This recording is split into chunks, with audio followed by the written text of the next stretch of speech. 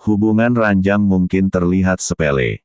Tapi ini bisa jadi masalah besar apabila salah satu, atau bahkan keduanya merasa tak terpuaskan, dan gagal mengekspresikan atau membicarakannya. Seks bukan cuma sekadar hubungan. Selamat menyaksikan dan dukung terus channel Kang Kumis. Semoga bermanfaat. Assalamualaikum warahmatullahi wabarakatuh. Pada video kali ini Kang Kumis ingin mengulas sedikit mengenai alasan istri selingkuh yang tidak bisa ditolerir. Dari tahun ke tahun kasus perceraian terus meningkat. Hal ini penting untuk diketahui sama-sama karena kasus perceraian di Indonesia belum juga mengalami penurunan. Menurut laporan statistik Indonesia, jumlah kasus perceraian di Indonesia mencapai 516.334 kasus. Angka yang meningkat. Di akhir tahun 2023, 15,31% dibandingkan tahun 2021, yaitu sebanyak kurang lebih 447.743 kasus. Kita semua yakin bahwa tidak ada seorang pun yang ingin gagal membangun mahligai rumah tangga. Baiklah, tanpa berlama-lama langsung saja mari kita mulai. Namun seperti biasa sebelum lanjut ke topik kali ini, silakan sahabat semua subscribe di channel Kang Kumis. Alasan terbesarnya, perselisihan dan pertengkaran, yang diikuti dengan alasan ekonomi, KDRT, serta poligami. Ini selaras dengan studi yang dipublikasikan PubMed Sentral, di mana 75% orang yang sudah bercerai menyebutkan bahwa penyebab hancurnya rumah tangga karena kurangnya komitmen, 59,6% bercerai akibat perselingkuhan, dan 57,7% lainnya akibat terlalu banyak konflik dan pertengkaran. 1. Tidak sejalan, alias gagal menyatukan visi dan misi. Mereka yang mengalami perceraian biasanya punya nilai keluarga yang berbeda, mulai dari cara membesarkan anak, peran agama di dalam keluarga, bahkan cara pandang tentang politik, atau bahkan tak punya satupun minat dan kesukaan yang sama, sehingga membuat hubungan menjadi hambar, dan tak lagi memberi energi satu sama lain.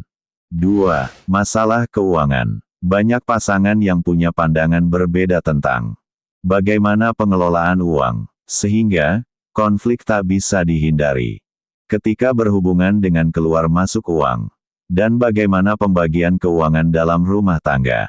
3. Pola komunikasi tidak kondusif. Seringnya, ketika keluar kalimat, kita nggak bisa terus-menerus begini. Sering terjadi perdebatan yang tak sehat. Tak adanya kejujuran, sering menghindar. Bahkan sampai aksi diam alias silent treatment. Biasanya, ini terjadi akibat kemampuan komunikasi yang salah antara pasangan, namun salah satu atau keduanya sudah terlalu lelah atau takut untuk membicarakannya. 4. Konflik yang tidak berkesudahan. Bertengkar, adu mulut, atau argumen yang negatif terus-menerus dengan pasangan akan menjadi pernikahan yang toksik, alias merusak mental. Konflik dan argumen memang hal yang wajar. Tapi jika yang dipermasalahkan hal yang sama, dan berulang kali tanpa ada solusi, ini yang bisa memancing konflik besar. Bisa jadi, semakin besar sehingga pasangan seperti mati rasa. 5. Faktor keintiman. Hubungan ranjang mungkin terlihat sepele.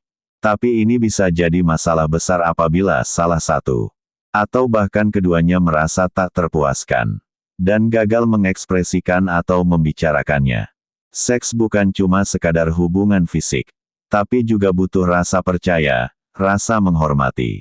Agar gairah tetap ada, jika keintiman menghilang, maka urusan ranjang pun menjadi masalah. 6. Pernikahan dini. Tak bisa dipungkiri, usia matang secara fisik dan mental sangat berhubungan dengan langgengnya sebuah pernikahan. Banyak perceraian terjadi akibat usia masih terlalu muda, sehingga tak paham arti sebuah komitmen dan perjuangan untuk mempertahankannya.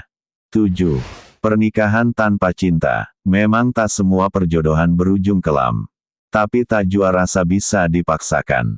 Terkadang, pasangan memenuhi semua yang diharapkan, namun ketika rasa tak kunjung datang, Bisa menimbulkan masalah ketika cinta tak juga bersemi. 8. Adanya KDRT. Hal ini bisa saja terjadi karena banyaknya masalah dan kontrol diri yang gagal.